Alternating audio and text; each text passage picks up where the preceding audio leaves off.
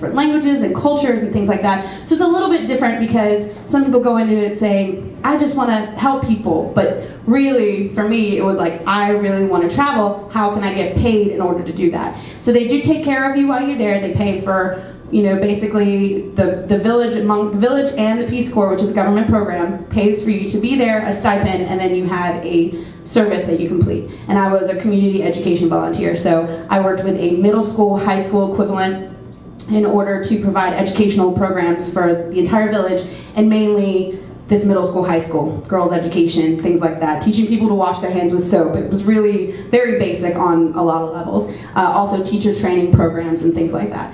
So that was my service. It's more of a personal experience. I can tell you a little bit about the Peace Corps logistically, but not as well as the people who are currently serving and know more about their program. Mine is a very, very personal experience of awesomeness. So if you're interested in more about that, then you guys can obviously ask questions when it comes time. Thank you so much. Yeah, no problem. And the websites for all these programs are great resources if you do have more logistic questions that can't necessarily be answered here. So, okay. So next up, Lauren McDade serves as the Special Projects Assistant for City Year Washington, D.C., where she's assistant to the executive director and manages behind-the-scenes fundraising work. She earned her master's in politics and education from Columbia University after serving with City Year as an AmeriCorps member at a high school in Northeast DC. A native of Baltimore, Lauren graduated from Towson in 2010 with a degree in political science. Hi everybody. Can everybody actually hear me like I'm talking into a microphone? Okay, it doesn't sound very loud from where I am. I should actually amend that a little bit. I'm so used to saying I'm from Baltimore. I'm from Glen Burnie, let's be real. Because nobody knows where that is unless you know that part of 695, but I'm by the airport. So like Kelly said, I was a City Year volunteer in a high school in Northeast DC from the 2010 to 2011 service year, and I'm a 2010 Towson grad. And I'm going to kind of flip it on its head a little bit, the way that most people have explained like what their service program is and then why they chose to do it. I'm going to start with why I chose to do it first. I was getting into my senior year at Towson, and I really wanted to do a year of service after I graduated. I did want to go to grad school, but the idea of going on past like year 16 of formal schooling kind of made my heart break a little bit. I said I need a break, some kind of break to kind of remind myself of what the real world is like outside of being in academia for so long. And so then I decided I wanted to do a year of service and have what we like to say is a year on, not a year off. And so I was looking really heavily at AmeriCorps positions. I was looking at NCCC and AmeriCorps Vista that you'll hear about in a little bit. And a lot of them seemed appealing to me, but I wasn't really finding the really good niche for me, which was my passion for education reform particularly. And then I took a trip to Boston in the fall of my senior year with my mother and saw somebody in a City Year uniform, which I should be in tonight, I'm realizing, because I stand out a lot better that way. But I saw somebody in a City Year uniform with a very classic red jacket that, again, I should have on tonight. And I thought, what the heck is City Year? Because I had never seen that uniform before. I had never heard of it. It's not anything that was around the Baltimore area. And we're based out of Boston, actually. So then I went home, or went back to the hotel rather later that night and looked it up and realized that it was a AmeriCorps organization that worked full-time in schools, being tutors, mentors, and role models to public school students that are, to put it nicely, disadvantaged in practically all ways of life. And I thought, oh my God, this is perfect. This is exactly what I wanted to do. So I applied by the first deadline, and then I knew by Christmas where I was going to go afterwards. So then I ended up going into this magical, wonderful organization that I've grown to love so much to find my way back into a staff position. And so what you do as a City Year Corps member is you are, like I said, a tutor, mentor, and a role model to public school youth in a school-based team setting. So I worked in a high school, and we're the only high school team my core year. We generally work in elementary schools, but we're moving more into the older middle and high school base. And then you are with students full-time all day, every day, from before teachers even get there through the after-school program, and so you are really a constant presence for a full year. That's how long our term of service is. You're a full-time presence in the school's life as well as the lives of some students that you really get the chance to have really good connections and foundations established with. And then in addition to that, we also do a lot of physical service projects, so a lot more NCCC kind of things where you're painting murals and doing more community improvement projects as well. Because City Year is actually, believe it or not, the original AmeriCorps service program, as we like to say, because we were founded in 1988 in Boston, and then a few years after our founding, I believe it was 5 years later, someone you all might know, President Clinton, at the time that was running for his first term of office, visited the year of Boston and said, "This is fantastic. I want this to be across the country." And that was what the inspiration was for founding AmeriCorps. And so then, as we like to say, the rest is history. And we are in 25 different cities now, everywhere from Seattle to Miami to Boston. Like I said, I'm from the DC site, and that's where I still work now. We have 2 sites in California, and even more sites that I can't even rattle off the top of my head. And I'm getting the sense that I'm talking a little bit too much now. So I'm going to go ahead and dial it back and say that if you have any more specific questions about City Year, I'd love to answer them. Thank you so much. Great. Next up, we have Chitamawe Mwanda, almost. Who was born in Lusaka, Zambia.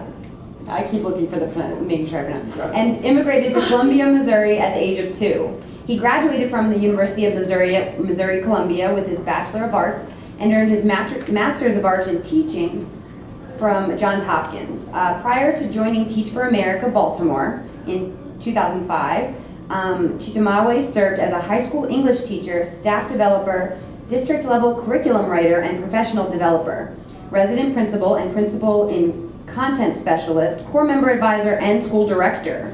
So we are lucky to have him here to share his experiences.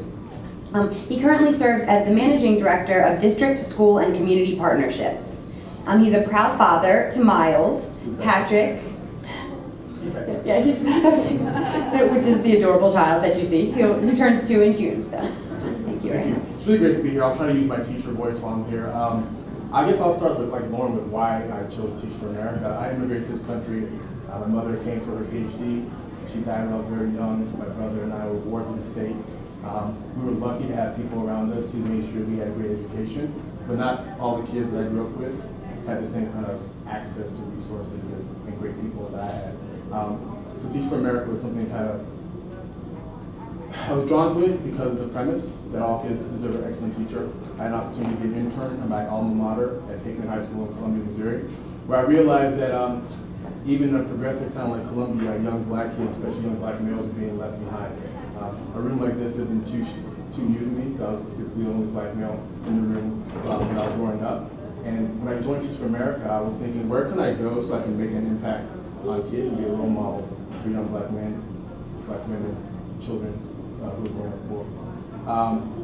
When I applied, I said, send me where I need it most, and ended up being here in Baltimore, where I was again the only black male in the entire Corps in 2005, and one of the only black male English teachers in Baltimore City. At that time, I had a wonderful opportunity to teach at W.B. Du Bois High School, which is in Northeast Baltimore, the old Northern building, where I served so many children as an English and contemporary English teacher and staff developer, as Kelly mentioned. And a lot of my kids actually are Towson graduates, so I love being here. Kingsley Ugoji, who was your homecoming king last year, was my student. So this is like another home for me because Towson has taken care of so many of my kids when I was a teacher and as a principal. So it's good to be back on campus. I currently oversee our district's community partnerships team, which means my team oversees our partnerships with the 2 districts we work with, Baltimore County and Baltimore City, and the 104 schools and principals that we partner with. We also oversee the recruitment and onboarding of Corps members. That's why I'm so happy to see all of you here who are interested in volunteering and eventually hopefully becoming Corps members and creating the next Kingsley Ugoji. Because we need you, and our kids need you. Not just here in Baltimore, but in all 48 of our regions that we serve currently. For those of you who maybe don't know much about Teach for America, we started in 1991, just a handful of cities. We've expanded to 47. The typical kind of fallacy about Teach for America is it's just about sticking in teachers for 2 years and then they leave. It is a 2-year commitment, but it's really about creating future leaders, people who have a social justice mindset as they enter the classroom. And many of our people actually stay in the classroom and become our deans, staff developers, principals, and staff members. So don't believe the hype. It's not just about 2 years and getting out. A lot of us stay. I met my wife in the Corps. My son back there is going to be a Baltimore County student. So I'm proof that TFA has lifers in the organization. And so, again, it's just great to be here. Thank you so much. You met your wife in the Corps. We'll have to hear more about that. I also met my fiance while serving in AmeriCorps, so there's more incentive for you guys. Anyone else have romances? We'll get to that later. Yeah. I don't. Next. So Misha Bird, some of you may recognize Misha. She does work at Towson. She's a native of Atlanta, Georgia. In May 2012, she graduated from Georgia Southern University and earned a bachelor's in regional economic development. During her time at Georgia Southern, she was heavily involved with her Office of Student Leadership and Civic Engagement, and it was her position as a community liaison that confirmed her mission of pursuing a career in public service. Following graduation, Misha took a position at Towson as the MDCCC AmeriCorps Vista for Cherry Hill projects. After completing her year of service, Misha was brought on as the coordinator of community outreach programs out of Towson's Office of Civic Engagement and Leadership, and she's truly enjoyed being a Tiger. I'm going to start you by asking you, what does MDCCC AmeriCorps? I know, I get that all the time. So it stands for Maryland DC Campus Compact, and I feel like I'm really loud. Am I loud? Am I loud? No, okay. But so Maryland DC Campus Compact is sort of a hub for universities in Maryland and DC who sort of have a commitment to service. Like I said, I was a Vista, and so Vista is a little bit different from all the different organizations because we're very individualized. So we do a range of things, but specifically I worked with Maryland DC Campus Compact, and so there's a Vista on, I think it's now like 27 universities and colleges in Maryland and DC. Specifically here in Baltimore, I know there's one at Loyola, there was one at Notre Dame, UMBC, University of Baltimore. There's so many. So I was an individual here at Towson, but I sort of had this broader community that I could tap into. So I will also start off with why I decided to do AmeriCorps. Like she said in my bio, I was super involved with my office. It was student leadership and civic engagement. And I sort of formed a mentor out of my supervisor who was my supervisor for my community liaison position. So we had a really cool program where students were paid to work with different nonprofits in the area. And the idea was to sort of close this gap between our university and the local community. And so I got the opportunity to work with an organization and creating a mentoring and tutoring program. And I was like, when someone told me I could get paid to do this for the rest of my life, I was like, that's awesome. I can't go to grad school, I need to do more of this work. And I agree, like I wasn't ready to sort of dive into this next step in my life when I wasn't committed to what I wanted to do. So I also knew that I wanted to leave Atlanta. I was like, I can't stay anymore. I wanted to see what else was out there. So I applied for a position here at Towson through the AmeriCorps website, and it wasn't like this one position was drawn to me. I literally was like, I want to do some sort of community development. I want something very broad. And so I feel like I got here, it was meant for me to get here, to get this position. I got it the day after I graduated, which I like to say was sucky because I didn't have, an answer to that one question, like, what are you doing after school? I was like, I don't know. I knew 2 days later, which was, my family was gone at that time, but it didn't matter. But so at Towson, I was the AmeriCorps Vista for Cherry Hill projects, and so I worked in Cherry Hill, which is a lower income neighborhood in South Baltimore, for those of you who are from the area, Baltimore City specifically, and I did a lot of cool work. I created a Young Gardeners program. I collaborated with a nonprofit called Higher Achievement Baltimore to create a Young Gardeners program and a tutoring program.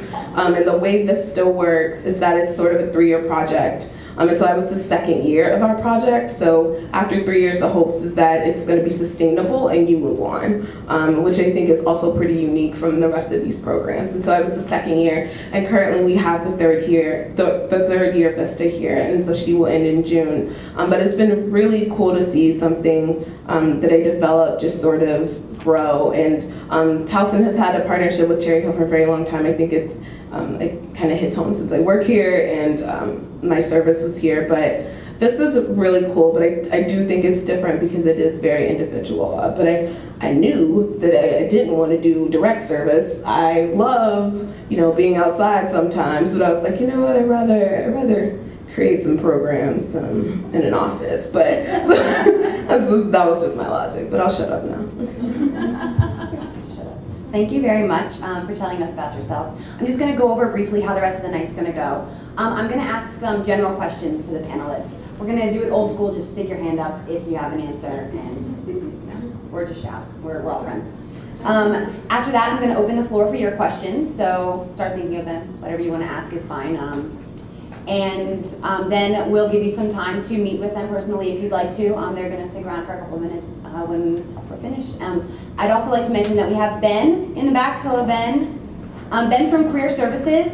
He stopped by in case anyone would like to talk about good ways to put volunteerism on your resumes. These programs can be kind of competitive to get into. And the better your resume looks, the better your chances are, the more, it's all about how you present yourself. I know a lot of people in this room are really into volunteering, so you have really great chances. So Ben is here to help with that a little bit, so feel free to go to him with questions at any time. Speaking of application process, I'm gonna get started by asking you guys, how was the application process? I know that some of you, Peace Corps, you have to apply a year in advance. It's recommended. Yeah, which is kind of crazy. And then there are interviews, applications. Was there anything about the process that you found to be particularly difficult, or? I can start because mine's a little bit different. Some of you guys tapped into that a little bit. I didn't really talk about it. So I started it, and it took over 12 months, and which is rare for Peace Corps actually. Normally it's anywhere from 6 months to a year. I think the average was 9 months is what it said. A baby's 9 months. It's really fast though.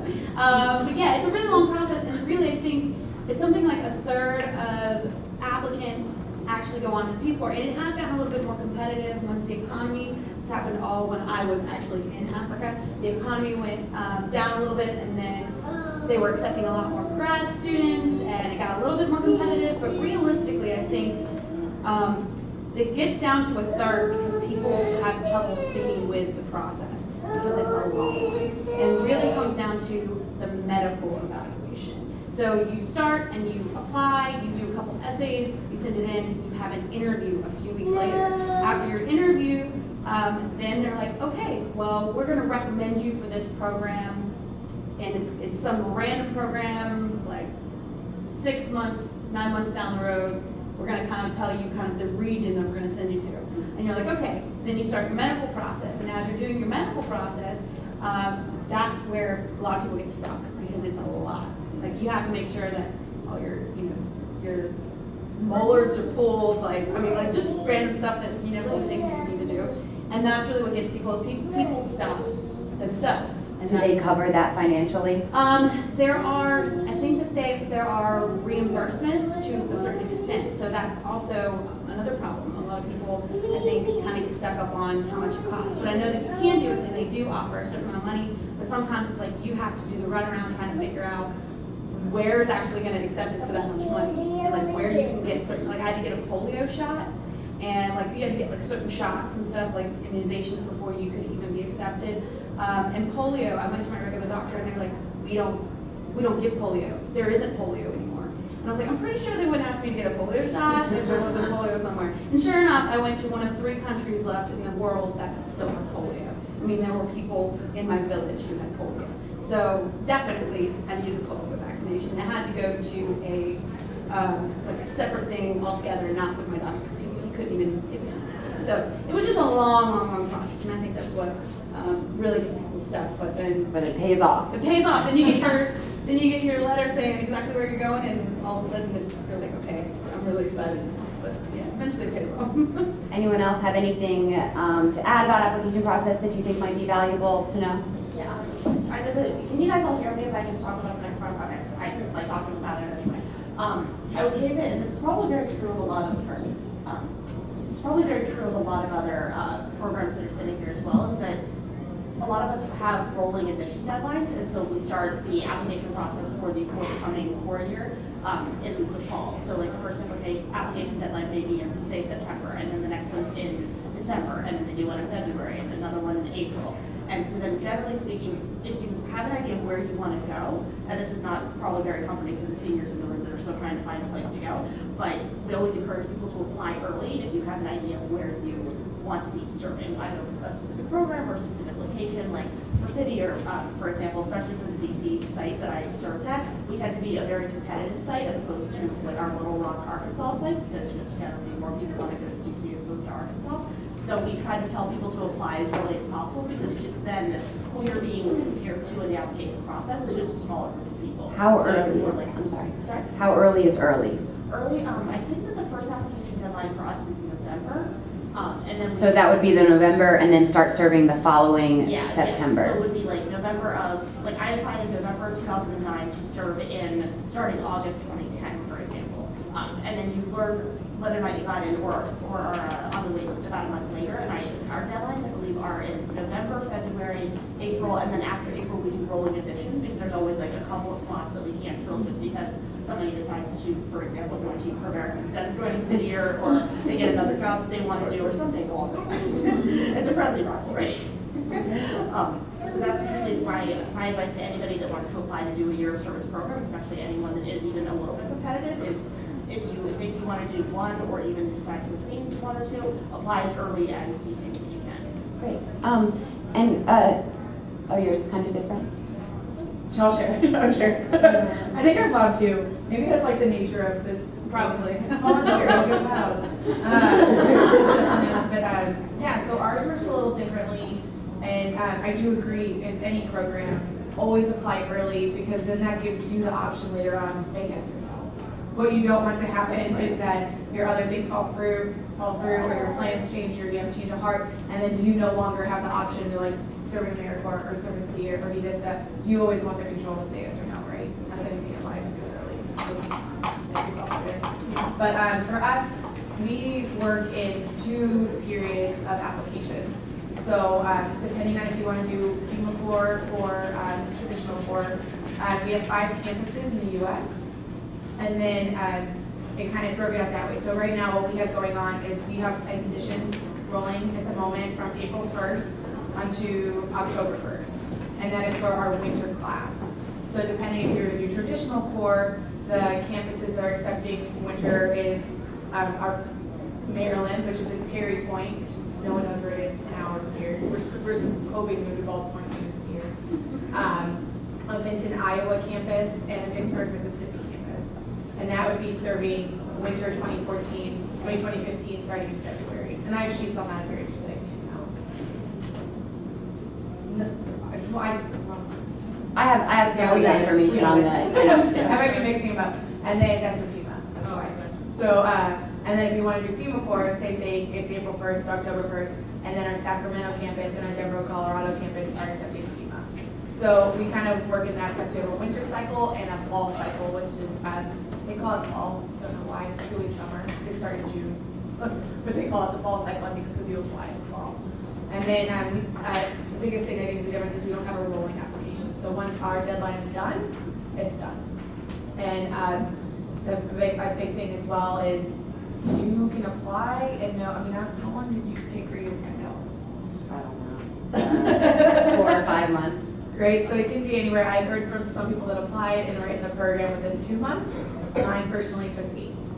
So You can also apply and if a spot isn't filled, you could be called 2 days before they want you to go to the campus that you're assigned to. So AmeriCorps and CCC is a great program if you're someone who likes a little bit of spontaneity in your life, or a lot of it. A lot of these programs are that way. But that one, since you're always traveling to different places. Can I talk really quickly? Yeah. Mine is also different, and so sorry, but I think it's important to know Vista is actually pretty straightforward because it works in 3. Like I said, so it's 3 years, and so I was the second year, and the day I ended was the day someone else had to start, and so when I finished, we were hiring in June, so it's very reflective of a traditional sort of job. So when a person's leaving, they need to bring on another person. So I know that we are going to have a Vista out of the Center for Student Diversity. And so right now, because our Vista ends in June and they're starting a new Vista project, they literally start the day after she ends, and she ends June 20th, which is a Friday. That Monday. For any seniors. Yeah, so look, if you want to stay on Towson's campus, I think they're going to be working with the SAGE program. But it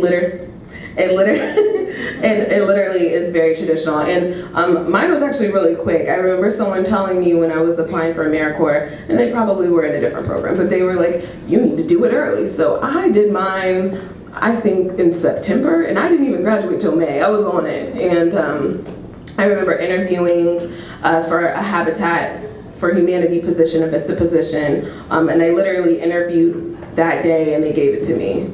So it literally, but that's how nonprofits work, and they just, they needed a VISTA. So I'm saying that could happen too. So I didn't have to wait very long, and then I turned down that position for this one here at Towson. And so literally it's in the portal, the AmeriCorps portal. I just had to submit my resume, sort of have a personal statement, have some recommendations, and then I just applied for different jobs, which is, well, it's very easy. So mine is a little bit. Thank you. And further application information is available on the websites on your handout if you have any more questions about that. I just kind of want to keep moving forward so we don't keep everyone for too long. Chitamawe, since you kind of have a lot of experience in the background, do you have some advice for these students on how to beef up their resumes to be good candidates for these kind of positions? Yeah, duration.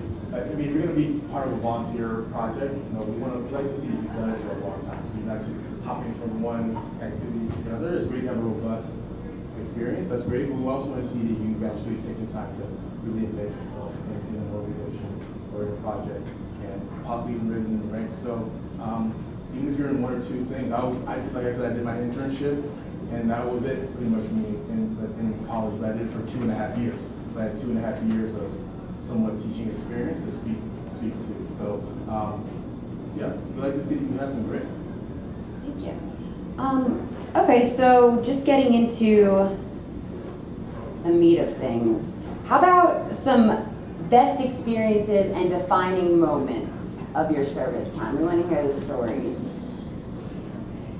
Can I share about another Towson grad? Travis Rogers. So when I was teaching at W Boys, I had a nice male leadership club called Men Tomorrow, where we got some of the guys who were self-admitted nerds and wanting to become leaders together, to have a community and get a sense of what it's like to have other guys that are like you. Travis came to our school a little late, and he was kind of an arrogant guy. He came in and he said, look, this school sucks. I'm not going to stay here very long. In fact, I'm going to graduate early. And a lot of teachers would take offense to that. But I actually embraced it. For me, it was like, this is a kid who knows what he wants, and we need to find a way to channel that energy into something positive. So he joined our club. Another men, including Kingsley, recruited him. He was part of our club for a whole year. He actually did end up graduating early. Came here to Towson, graduated from Towson, did Chief for a year before I found him again and recruited him to Teach for America. And now he's one of our rock stars over at Glenmount Elementary. So he's an example of what's possible when we teach. I've got a pretty good story.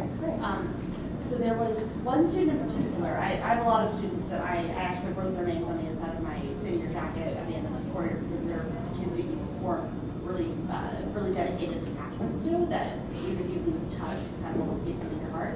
There's one student in particular, a 15-year-old named Quentin, that was a student at the high school in North Lake Stacy that I served at.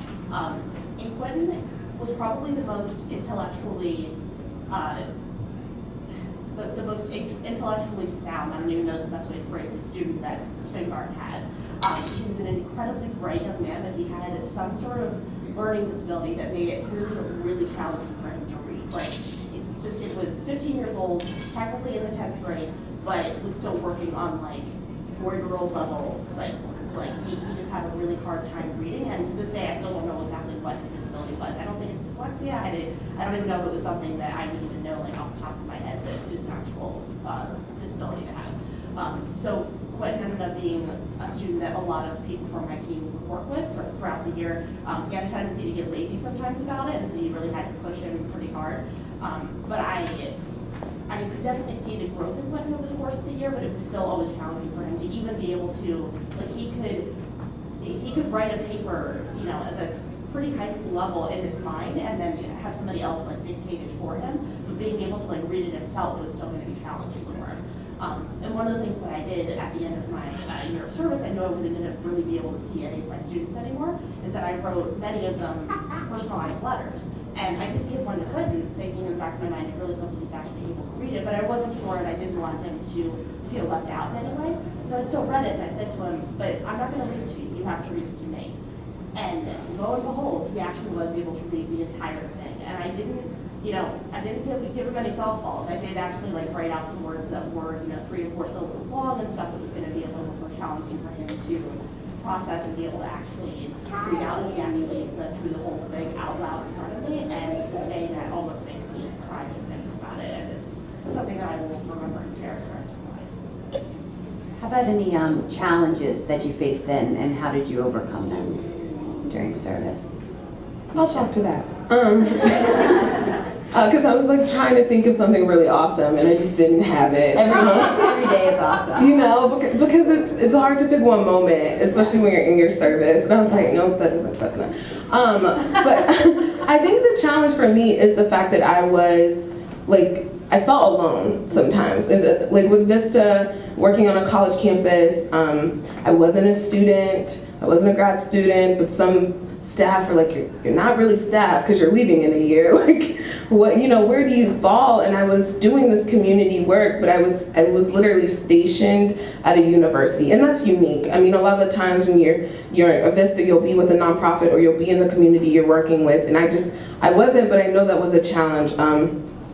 But I remember, I worked in one of the schools, the elementary middle schools in Cherry Hill, and I ran a Young Gardeners program, and I was very, I sort of did a lot of classroom behavior stuff, which is not something I was prepared for, but as an AmeriCorps member, you just adapt to whatever happens. And a student flipped over a table. It was just a bad day. Like when kids are in their moods, a kid was like, I'm done, flipped over a table, just had a bad day. And I just literally was like, I'm not made for this. No one trained me for this. I don't deal with kids flipping tables. I don't, but I say all that to say, but I remember that it was the same kid. And the following weekend, I had the kids in the program come out to one of the local gardens and do some planting and then decorate their pots or something like that. And that weekend, my parents just so happened to be down there, so I put them to work because I didn't have enough volunteers. But the same kid went up to my parents and was like, Miss Misha's awesome. She always listens to me and she lets me talk to. Just went on and on about how amazing I am. I'm like, you just flipped a desk, But I think it's in those moments when I remember why I did this work, and I couldn't pick out one thing because literally it was a journey. I look back at it and I'm like, I don't know how that year went by so fast and so many things happened, but I guess being reminded that people those kids remember the times you listened to them, and they remember the times that you didn't just give up on them in those moments. And that literally, when my mom told me that, I started crying because I was like, I can't believe he likes me, he just flipped a desk. But that's what I'm saying. I just think it was in those moments that you stick with it, and I wouldn't have changed any of my experience. So. Okay, yeah, I'm good. Oh, sorry. Oh, okay. So I kind of have the luxury of having because I have Two challenges? I have 2 challenges and 2 really great different experiences. So I was a choreographer, right? And I was on a team of 18 people, and it is uniquely one of the most frustrating / amazing experiences you could ever have. And once you serve as a choreographer in HLC, I truly believe you can do any job because it preps you. You will just face things, living with people, working with them that you just haven't before. And my team had a really great project where we started at a summer camp for disadvantaged youth, actually in Elkton, Maryland, if anyone's familiar. It's way up, you just keep going to 95. There you go. And I was really surprised when we did that program, learning about Elkton and their population, and just, in comparison to Baltimore, it's a really tough area. You just wouldn't think that because you drive there and you're like, Elkton, hey, cute, suburban, no. There's a lot that goes on. And so we were working with anywhere from 9 to 13-year-olds. And mine was just came from, we were taking students, we got to go on a field trip to Philadelphia, this really cool kids museum. And a lot of them had either never traveled outside of Elkton, outside of Maryland. So it was like huge that they had traveled to 2 other states that day. And then there was just one kid coming up to me, and his name is Dylan Duncan, short little like 3rd grade, precious. And he was just like, Coach Abe, because Adriana, my nickname, Coach Abe, thank you. I didn't care about him. I was like, yeah, no, I do. And he's like, thank you. And that's all, like, it's so small, right? And that was just a huge thing because it was a challenge for my team. Like, it's not, in NCCC, there are possibilities to work with children, but it's not guaranteed for everyone. So, and it's one of the most draining jobs I think you could ever have. Like, because we had just come off a project where we were building bridges, like literally knocking down trees, taking up the bark and building them. The most physically crushing rock, the most physically draining thing I'd ever done. And I was like, all right, kids, whatever, you know. Like, it's the most, like, mentally draining thing because you're just having to give your attention and your care and your love to these kids. So just, like, having this, just knowing his background, he came from a really rough home, looked at his grandma, like, just didn't come from a really good place. He's like, you care about us? Thank you. And that's all I needed. And then that was my core member year. That was a really big one. And then now I'm serving as a team leader. I'm a support team leader as well. So I don't oversee a team of 8 to 10. I have a specialty role, so I do community relations. And I oversee right now, if I can combine all of our boards, 60 members individually.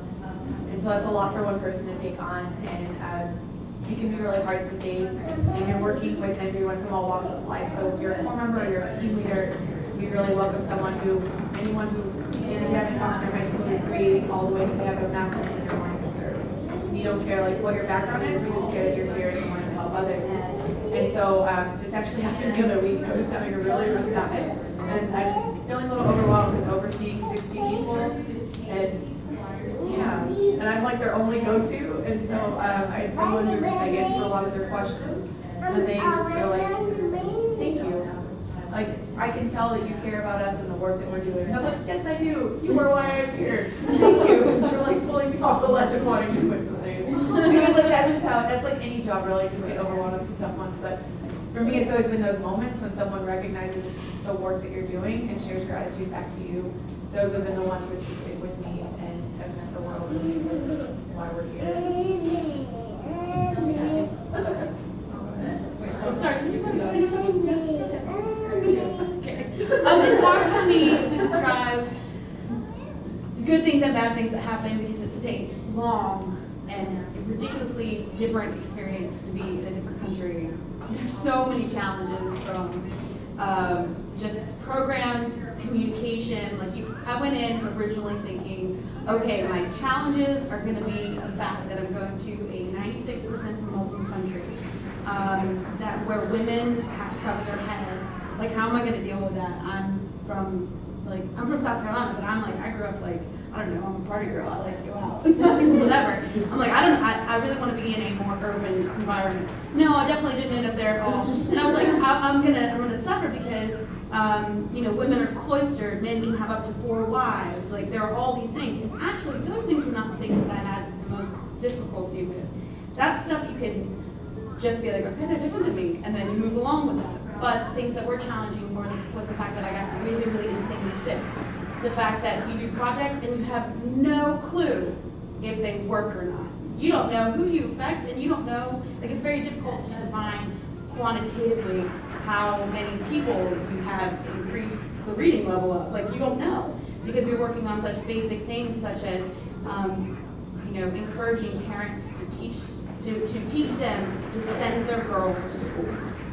How do you define if you actually got them to not marry off their 14-year-old daughter to a 45-year-old man? I don't know.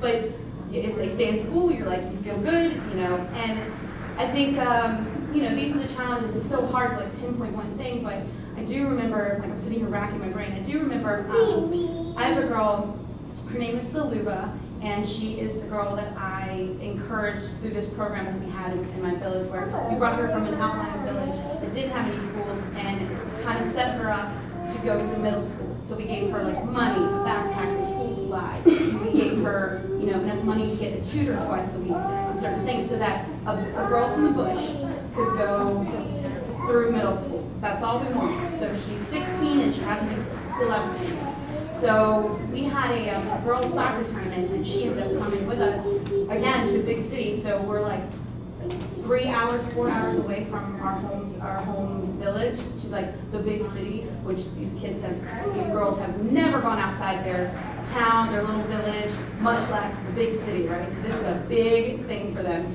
And they may never go again. It may never happen to them again. So this was a huge experience. They're spending the night away from their families. It's so awesome.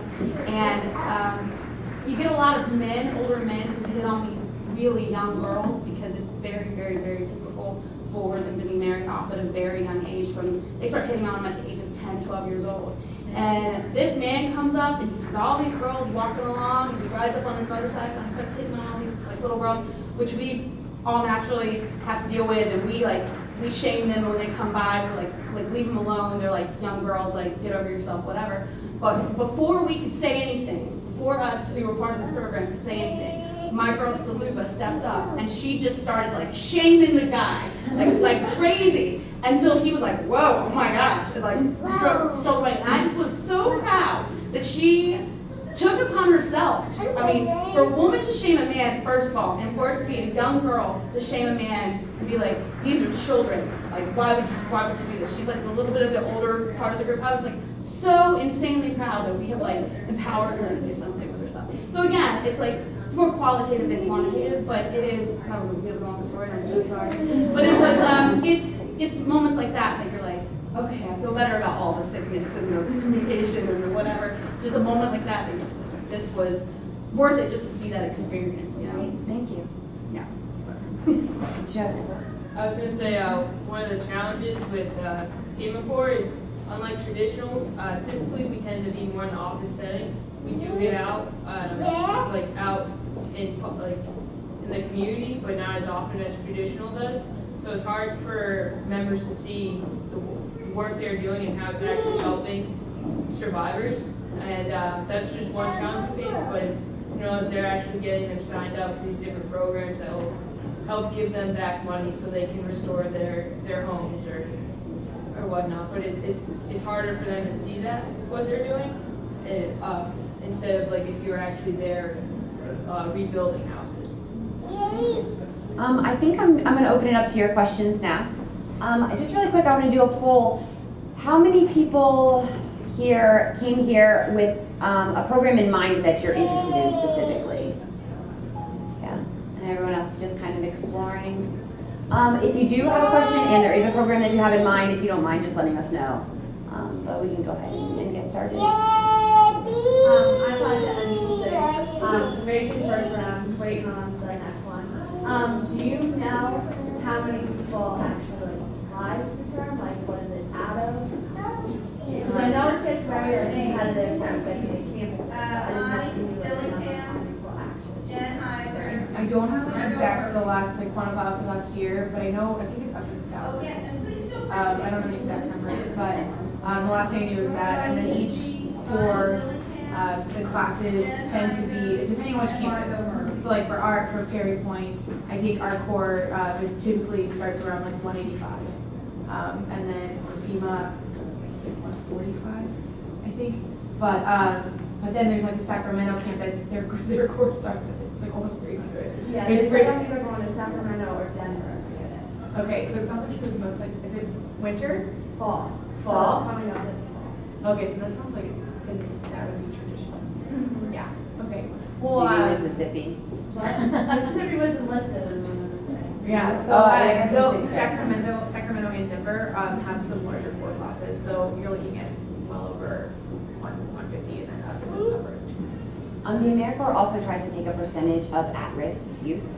So they'll take a certain amount of college grads, a certain amount of high school grads, and they really try to keep it diverse. So we do have to add to that, we have partnerships. So on top of just any open applicant who's trying to do the program, we have partnerships with Job Corps. If anyone's familiar, it's a trade program, it's a trade school. And depending on your job corps, it can start anywhere from someone who's 16 up to 18, up until your 20s. So we have friendships with them. We have partnerships with Youth Challenge Academy. So it's a very regimented high school program for either at-risk youth or just youth that just need that little bit more direction. We do have partnerships with foster care. So that's not typically a high number. Like our Corps only has I can count on my hand how many foster care youth that we have.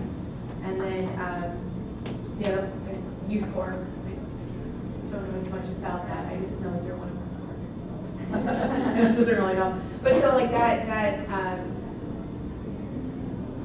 partnership started, I believe, it's either 2010 or 2011, that guaranteed that we're gonna like have the diversity from that side, but then as well as our other open applicants. So you're really, we can talk after. Any more questions? Hi, my name is Luis. Did you want a mic? Sure, I'll take a mic. Can everyone hear me? It's fun. Yeah, It's fun. awesome. Cool. Yeah, I like it. Guess not. My name is Luis Alejandro. I'm an international studies and French literature major here at Towson. Specifically, I've been looking at Peace Corps, and you definitely talked a lot about your experience for 2 years in Niger. Am I pronouncing it right? Niger.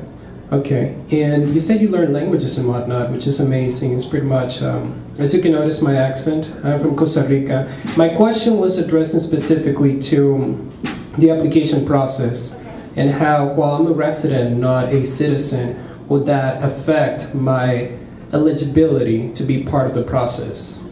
It might. I think it's that only citizens of the United States can actually apply. You have to look at the process to definitely double check, because I don't know that it would change. I know that it was created in 1961. JFK created it. It happened a long time ago. It was specifically based at Michigan. And they were looking at college students, and they were like, how would you like to spend a couple of years abroad? And that's what they were specifically looking at, Americans who would have an experience abroad. So I only know one girl. She actually grew up in Sweden, and she was part of my class, but she had dual citizenship. So she actually had an accent the whole 9 yards, and she was part of our process, but I believe she had a citizenship. So I think that probably might hinder you a little bit. And they have a hotline that you can call. Yeah. With that question. I mean, I would double check, but I'm pretty sure that that's the case. Thank you. You're welcome. Anyone else? Courtney? So I have a question for Peace Corps. So you said it can take anywhere from like 6 to like 12 months for the application process. Like, is that in like the medical process too? Well, that's how long fast you choose to do the medical process now. And so then like once you get that done, that's when you start the like 27 months. Yeah, so basically, it's 27 months. It's a 2-year commitment plus 3 months of training. So once you get your, the only reason it took me so long is because when I applied right before I graduated, and I said, okay, I really, really want to go to a French-speaking country. And I was really, really nice to my interviewer, because there's like, there's people that say, if you go into the interview process and you say you want this, they're not going to give it to you. But I went in and said, I studied French in high school, and I really don't remember any of it, but I would like to learn it so it wasn't a complete waste of my time. So I would love to go to a French-speaking country. I think it would be great. And so they were like, well, the next time we're doing French-speaking countries is a year from now. And I said, okay, I'll wait a year. And that's the only reason why it took so long for my process.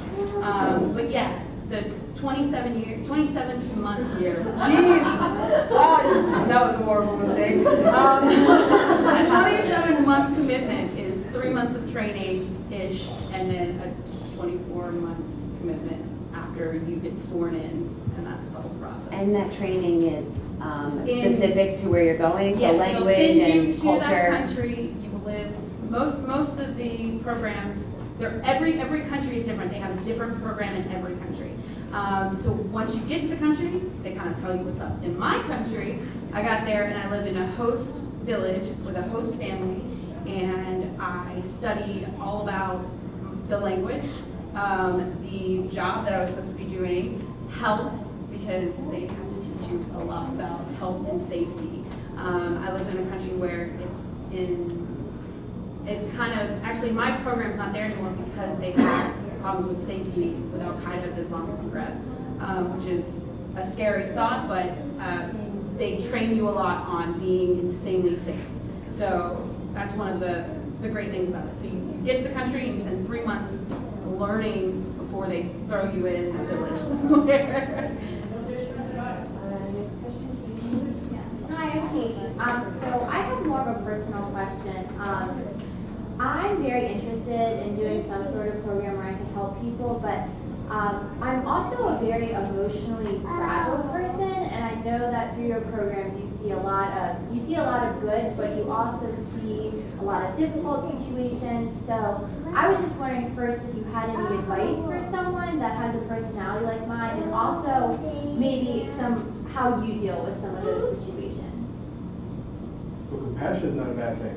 And all of our work, that's critical, and our kids and people that we serve, we look for people like you who really care. I think you need to just keep things in perspective. Like, not everything you can control. So I think I'm an emotional person as well. So I have to kind of check myself and remember I can only control so many things. And I think if you take time after a long day of seeing ups and downs, take some quiet time, reflect on the day. Maybe you can literally write down the good things that happen and the bad things that happen, and the things you can control, and the next steps for addressing them. It could help you. But being emotional is not a bad thing. People won't see you as when you cry. That's fine. As somebody that cried quite often during her prior to January, I completely agree with everything you said, but one other thing I would suggest is that sometimes then I think it might be a good fit for you to look for some sort of service that is more team-based as opposed to being more solo on your own. Not to say that Vista or being, TFA full-time in the classroom isn't a fantastic experience, but you tend to be a little bit more on an island, whereas I ended up being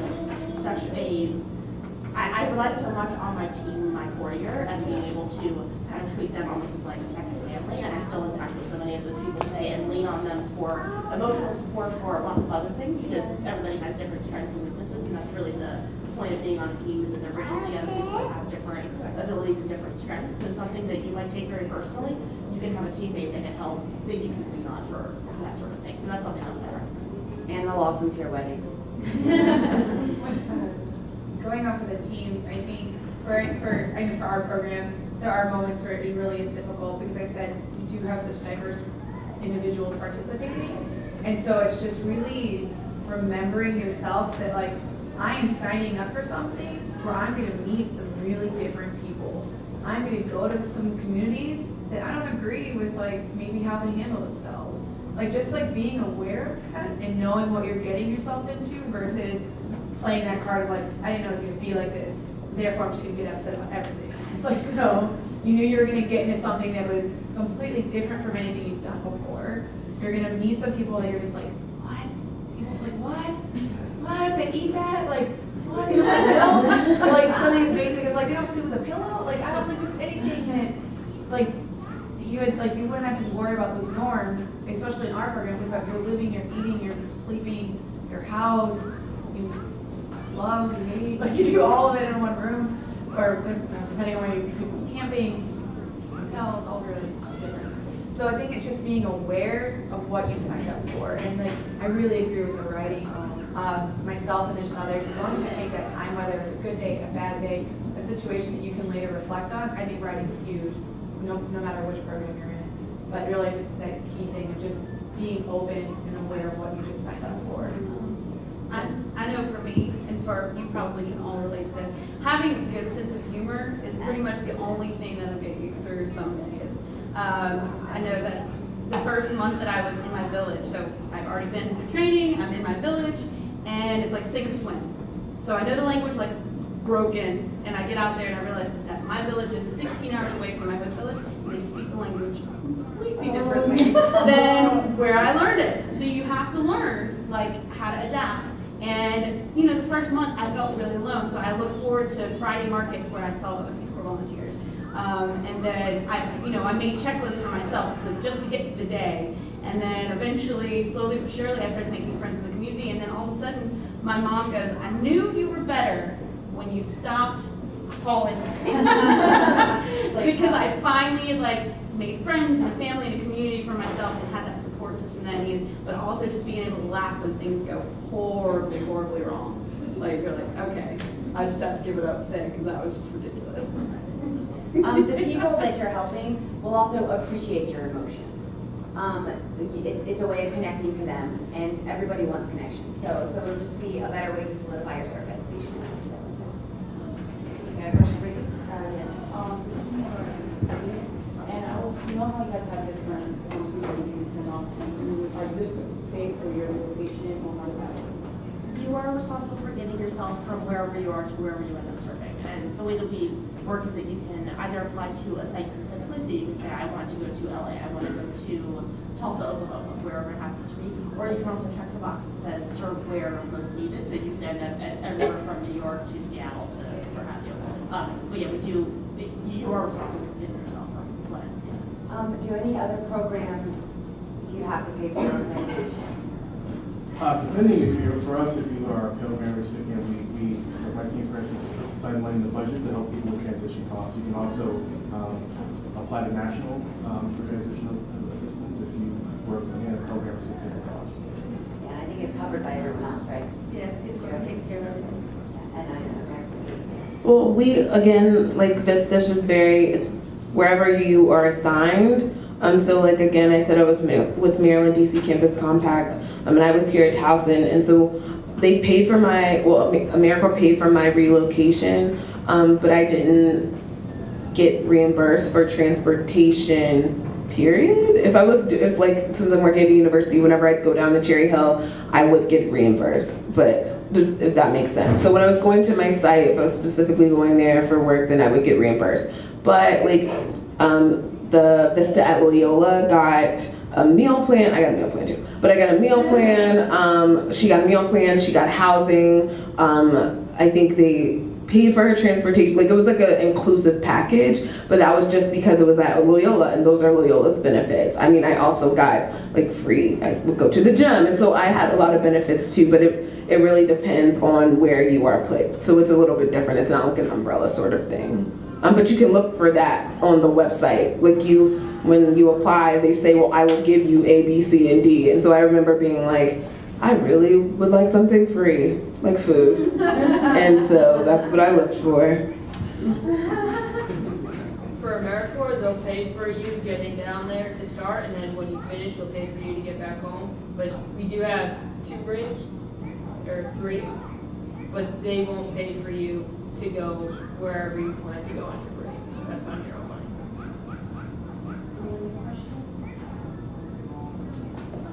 I'm just wondering, what sort of majors do you take?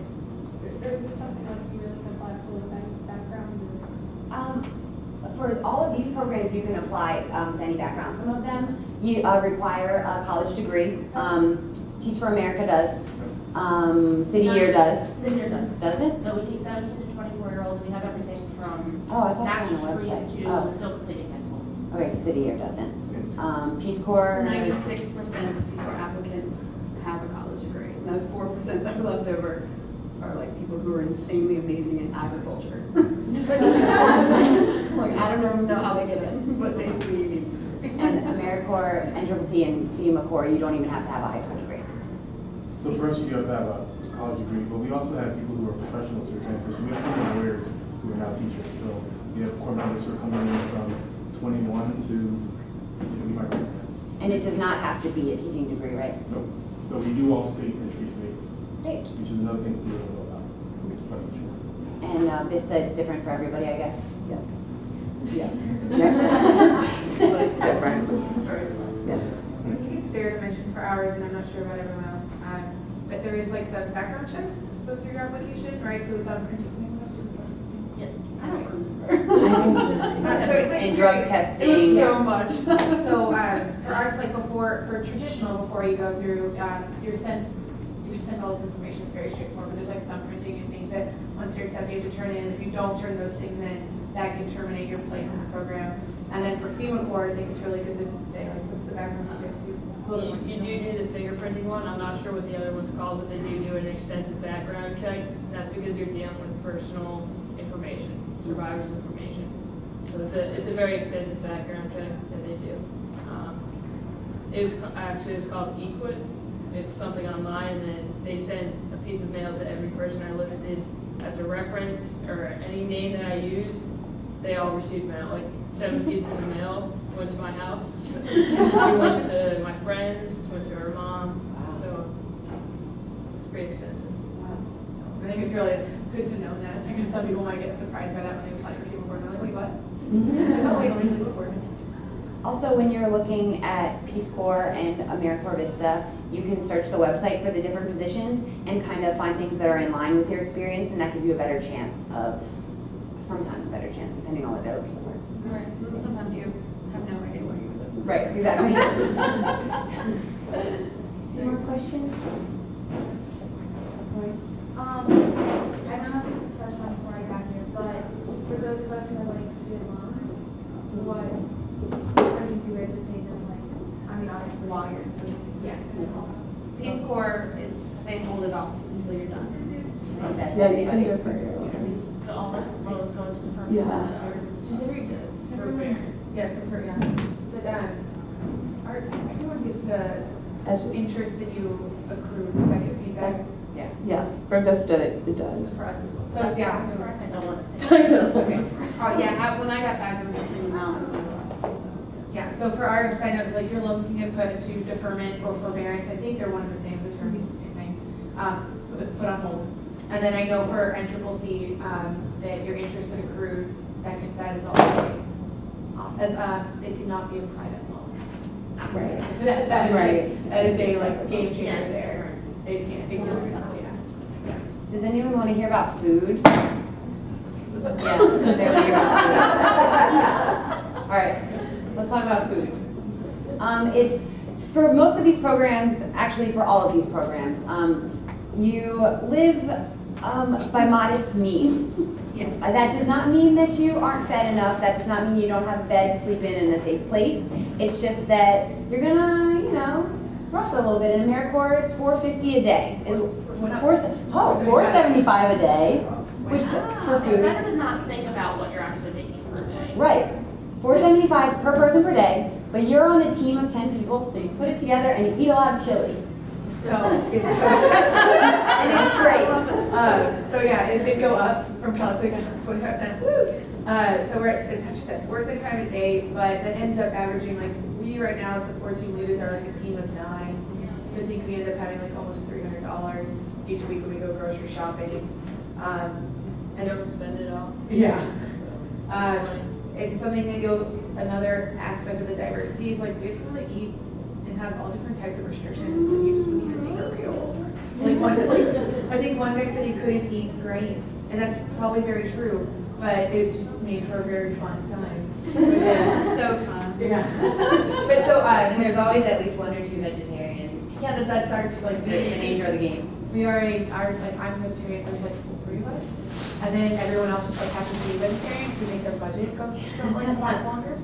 Because like less meat is not expensive. But it's very possible. I think that when people hear that number, they're kind of like, what? And so it's another aspect of like the team dynamic that you are grocery shopping together, cooking together. And it's neat because you can do anything from like, my team did themed nights.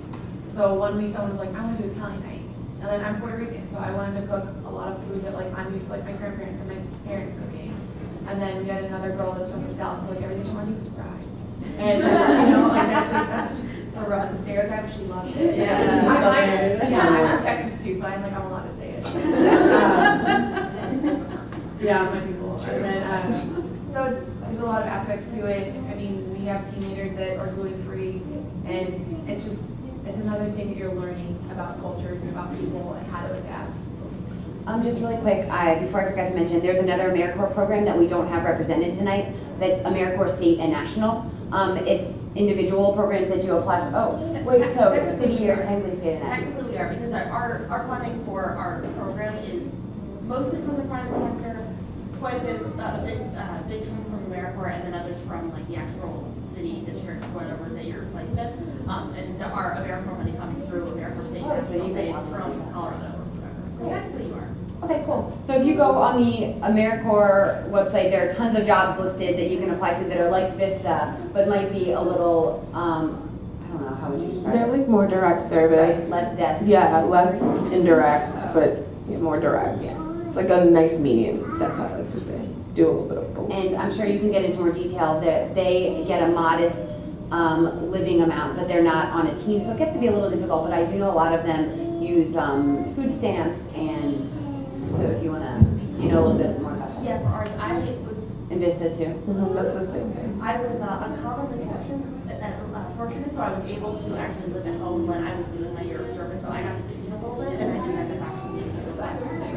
So unfortunately, I don't know a whole lot about that part, but everybody else on my team, for the most part, did apply for food stamps because it's a really good way of being able to supplement your budget. I think our payments every 2 weeks after taxes, because we're tax deducted for part of the normal economy. It's like $475 or something every 2 weeks. And people certainly did live on it. I got to keep the system a little bit, but I also had higher transportation costs than some other people. And then depending on for city, or at least depending on the city that you serve in, sometimes you're given a transportation stipend, sometimes it's a little bit cheaper to commute anyway, so that's not something that's as big of a concern. But like, I know in DC we do provide metro passes up to a certain amount, so quite a bit of your transit to and from school every day can be covered.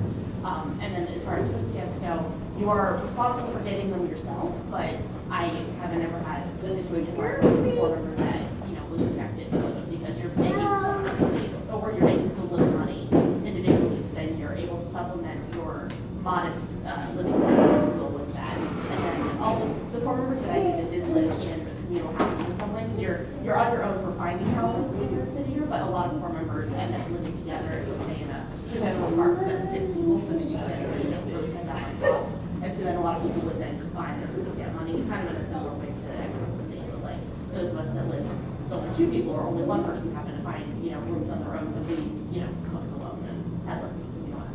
How does housing and food work for Teach for America? Just hearing all this, we're spoiled. Yes.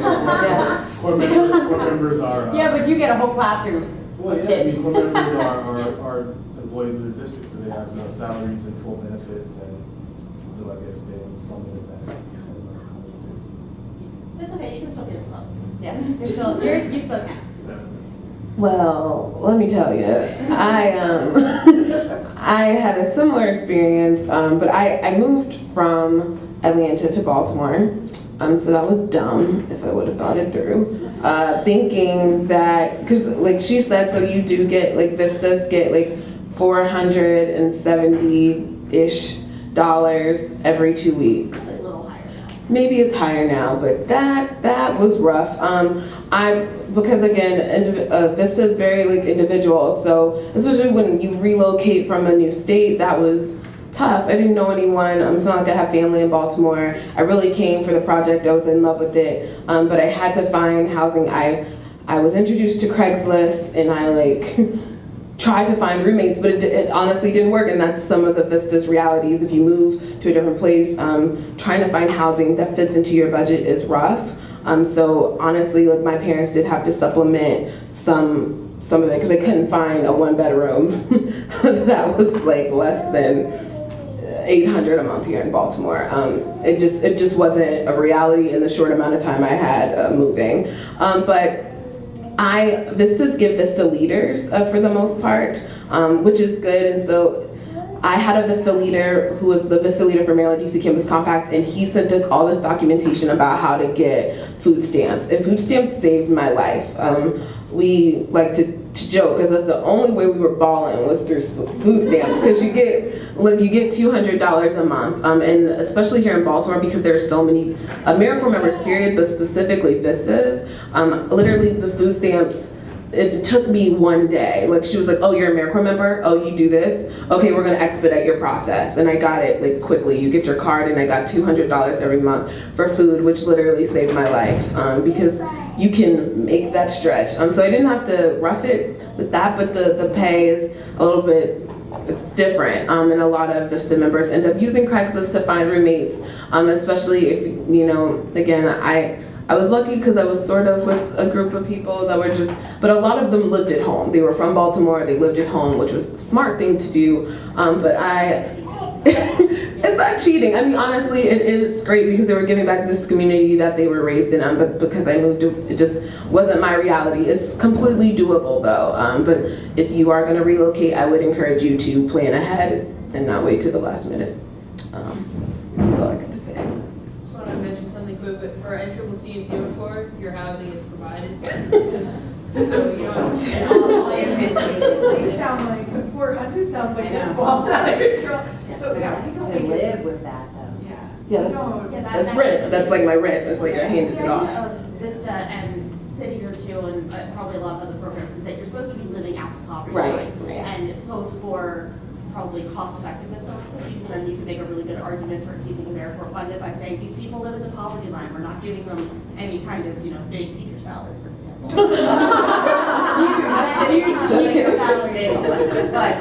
But at the same time, they, you are taught to live on a very modest means, because generally speaking, if you're working in human services in any capacity, the people that you're working with also live in the poverty line or something very similar to it. So it is a good way of giving you a lot of empathy. If you don't already have it, you certainly will by the middle of the career. And yeah, chances are you'll end up in modest housing. AmeriCorps, you sleep in a lot of churches and cots and tents and things like that, but it's fun. So you're young. Peace Corps is obviously extremely different from all these other programs. Yeah, anywhere. Depending where you I go. had a house, which was, originally a hut, literally a mud brick hut, and then I moved into a cement box, my house, with a tin roof. That was really loud when it rains, rainy season. But anyway, yes, that was, the village provided that for me. So every village was different, every community is different, every country is different. You could literally be in a high rise, and you have electricity and running water and a shower and hot and cold water and the whole 9 yards in, Ukraine or something. And then at the same time, you could be on the beach. I had a friend who was on the beach in Mozambique, which was awesome. And then somebody else in Madagascar who lived on the beach, so it's awesome. But then I lived in beach with no water anywhere in a landlocked country. So as for food, it was local, whatever the local cuisine was.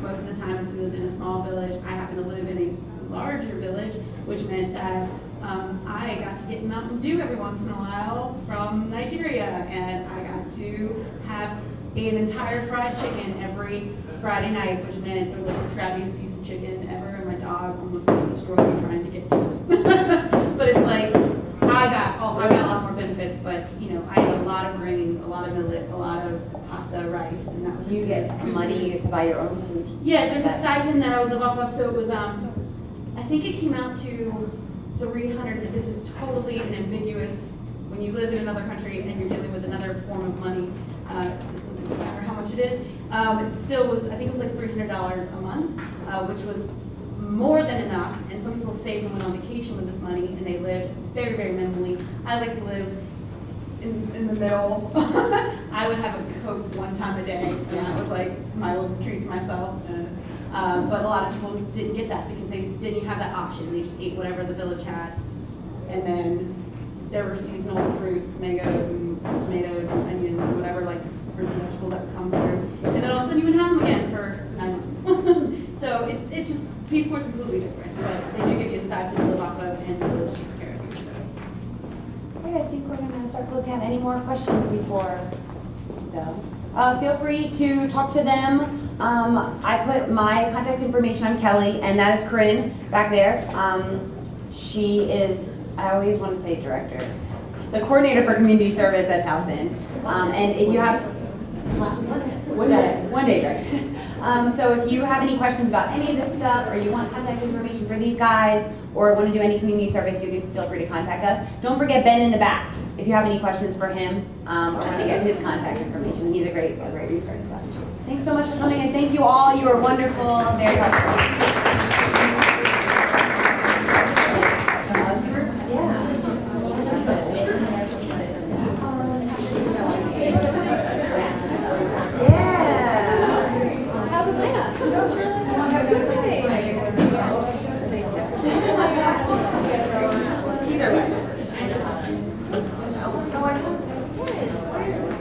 We're gonna handle this one.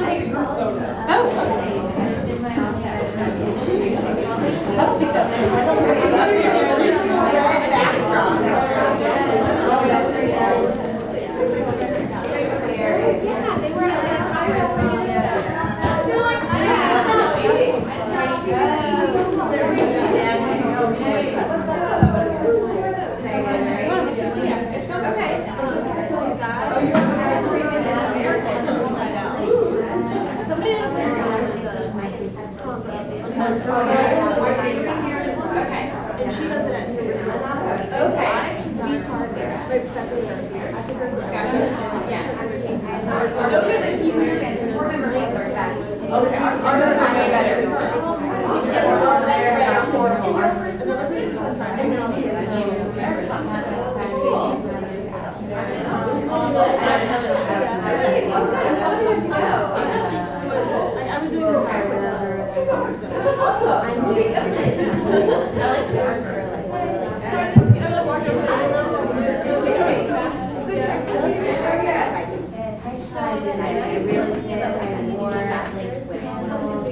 Yes.